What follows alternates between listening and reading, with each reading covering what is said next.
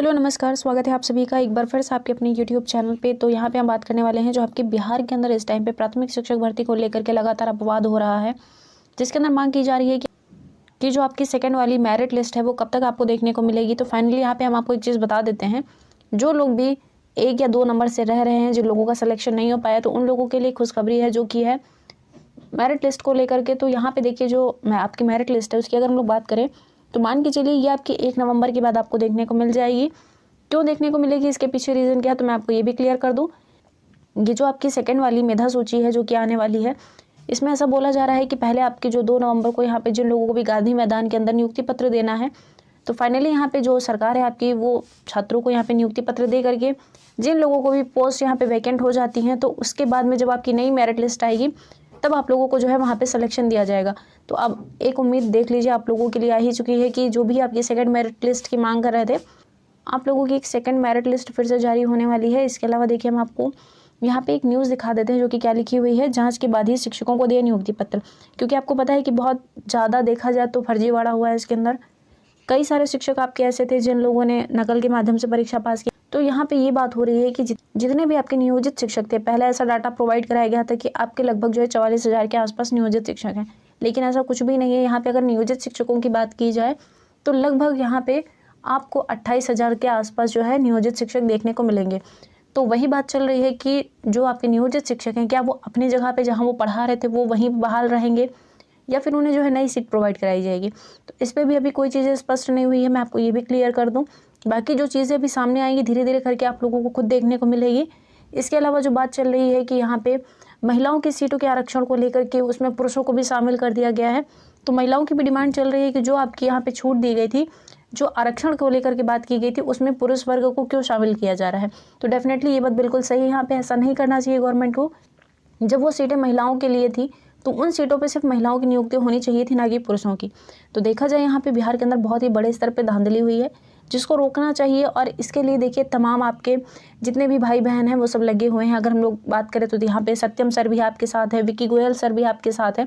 तो लगातार जो है इन लोगों के द्वारा हाई कोर्ट में, सुप्रीम कोर्ट में जो है प्रोसेस जारी है कि जैसे तैसे करके जो है इस भर्ती पे स्टे लग जाए, या फिर जो है आपकी सेकंड मेरिट लिस्ट आ जाए। जिनका भी 1 या 2 नंबर से रह रहा है तो उन लोगों का सिलेक्शन हो जाए। इसके अलावा अभी आप लोगों ने देखा, आज की न्यूज़ में ही पता चल रहा है धीरे धीरे कि अब यहाँ पे जो भी जिन लोगों का सिलेक्शन हो गया है उन लोगों को जो है राज्य सरकार यहाँ पे आवास की सुविधा भी दे रही है। तो लगभग देखा जाए तो इसके अंदर कितने बड़े स्तर पे जो है खर्चा आएगा और उसके बाद यहाँ पे आवास प्रोवाइड कराया जा रहा है। अगर हम लोग यहाँ पे देखें, जो आपकी बिहार गवर्नमेंट है ये बच्चों का भविष्य ना देख करके आवास प्रदान करने पे लगी हुई है।